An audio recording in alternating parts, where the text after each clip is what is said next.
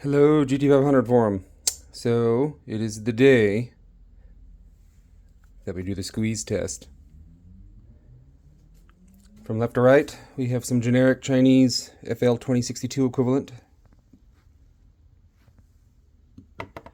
Then we have the Wix WL10050 and the Motorcraft FL2062A. These are identical filters. They are made in the same factory. They look identical. The only difference is on the inside of this one, it's hard to see. It has a stamped FOMOCO on one of the internal ribs, but they're otherwise identical. Then we have the K&N HP7037. This is a 2087 equivalent. It is advertised by K&N as being both for the 2062 and 2087. And of course we have the venerable and highly debated FL2087-A, which has the same identical plastic core as those two filters, but with the synthetic media. And then of course we have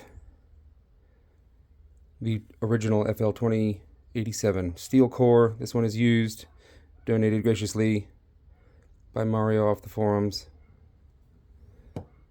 And we're gonna crush them all, or at least we're gonna try. I'm not gonna crush this one because I'm gonna put this on my car, but I'm gonna crush one of these. They have the same core, so you know, if I can squeeze that one to death, then I could also squeeze that one to death, and so on. Now, if I had to take a guess on which one of these is actually gonna crush with my grip, I'm gonna go with this Chinese guy right here because it's got a very thin plastic core. Then I'm gonna say the FL2087 would be the next strongest, and then I don't think I'm gonna be able to squeeze any of these. But let's get to it, shall we? All right, let's start with this guy. Ready? 1, 2, 3. Nope, nothing. Is it even flexing in there? Barely. That is strong. Single-handed grip? No. I'm a 200 plus pound man. I couldn't tell you what my grip strength is, but I mean, I've been single most of my life, so it's gotta be pretty good, right? Nothing. Can't crush it. Okay. Let's try this one. Nope. No flex at all. Nothing. Ooh, there we go. I got a little bit. Yeah, I got it a little bit in there.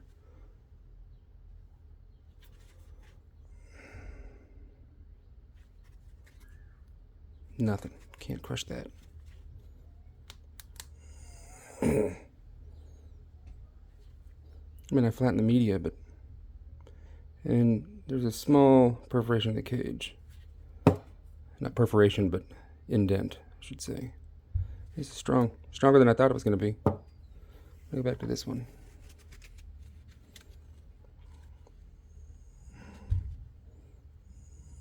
Nope. Nothing. Interesting.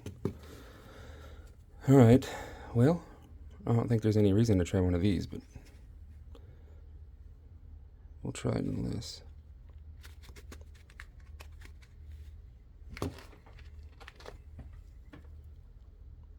Nope.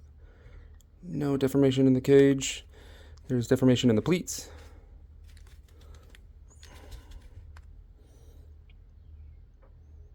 Nothing.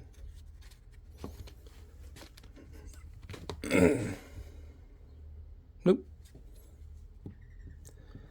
K&N. I mean, this has got the thickest plastic core yet. I don't think there's any chance that one's gonna go. No. Doesn't even flex. Okay, well, we've established that my grip strength alone isn't enough.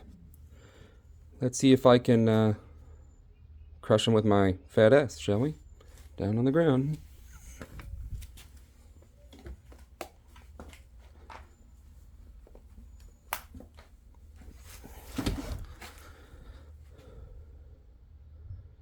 Nope.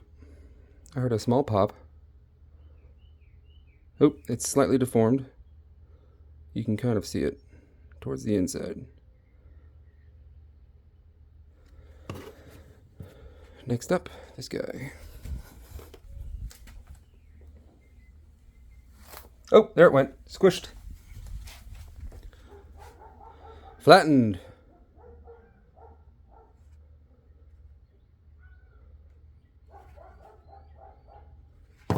Okay, let's try this one.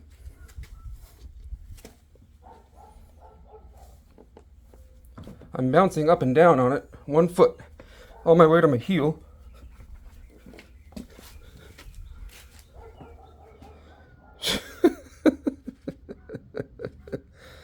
I don't know, guys, that's pretty darn strong. Let's try the K&N. I don't think I'm going to get anywhere with this one.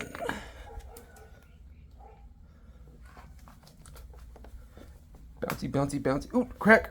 Heard a crack. All right. Oh, look, what do you know? This one sort of squished.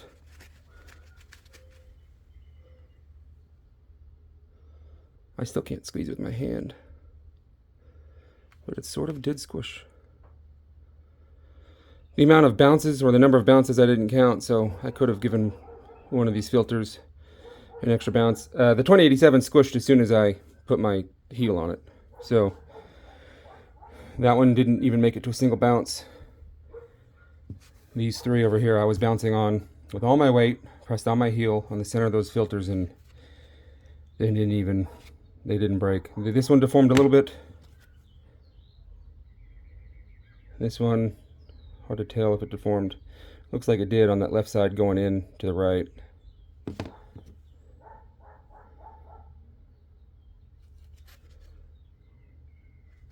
This one, I don't know. All right, so let's see if I can graduate to stomping it to death. There we go.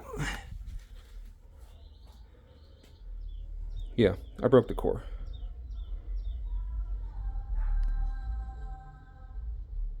Yeah, you can see the ribs are broken right there. So, didn't survive a stomp. Let's try this guy.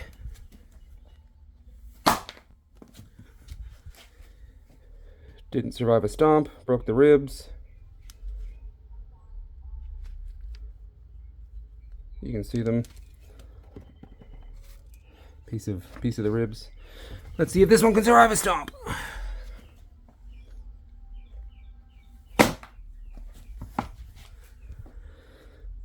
Nope, this one's imploded. Cool. And there's no point in stomping that one because that one squished as soon as I stepped on it. I was able to deform this with my fingers too, which I think is interesting. However, someone posted a link to Facebook where they were talking about delta P and differential pressure. You know, if this synthetic media on these two filters flows substantially more than, you know, conventional paper media, then the delta P would be reduced, which means the pressure on that core would be reduced. My completely anecdotal, unscientific, non-mathematic opinion, all these cores are surprisingly strong. I have crushed the insides of spin-on filters, you know, when you cut open the can and pull out the insides. I've been able to crush those with my hands before. I thought I was going to be able to crush, not this guy. I expected I was going to be able to crush this one in my hand, and I did expect I was going to be able to crush the metal one in my hand just because that nylon composite they make these out of is just so much more rigid than this steel core, and it's not that thick. But I was unable to crush with my hand. I did deform it though, so there's that. But I think these are all strong enough, you know, for what it's worth. I'm gonna run this one on my car, my next track day. If I get out there this year, I'll let you all know how it goes. But at this point, I don't really have any concerns for it. There's one thing that could be a concern real quick. I'll bring it up, is the space between those ribs. That filter media is unsupported in that space, and it is possible, you can see it deforming in there, that I could shove something through that and penetrate the inside of that filter. Not my finger, of course, but something. So what I'm getting at is, as the filter ages, you know, that filter media could theoretically tear through there, but that wouldn't be a catastrophic engine failure. It would just be, you know, unfiltered oil getting through the filter. With a steel core like this and the metal mesh that's behind the synthetic media, that's unlikely to happen. You're not going to perforate the media through that mesh. And then this new guy, I'm being very careful holding that because it's going to go in my car. There's no metal mesh, but there is a white nylon mesh. It's hard to see, but it is there. That's holding the synthetic media together. Those meshes are necessary for that type of media. It doesn't have any structural integrity on its own. It needs to be affixed to a, there you go, you can see it.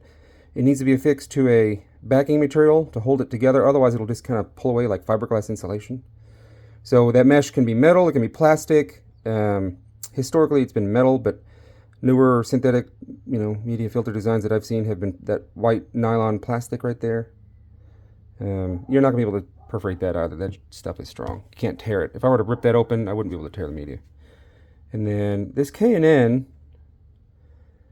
being advertised as a 2087 replacement, looks to be running like a cellulose blend media. So it's probably, part synthetic media with paper backing. I'd be curious to see,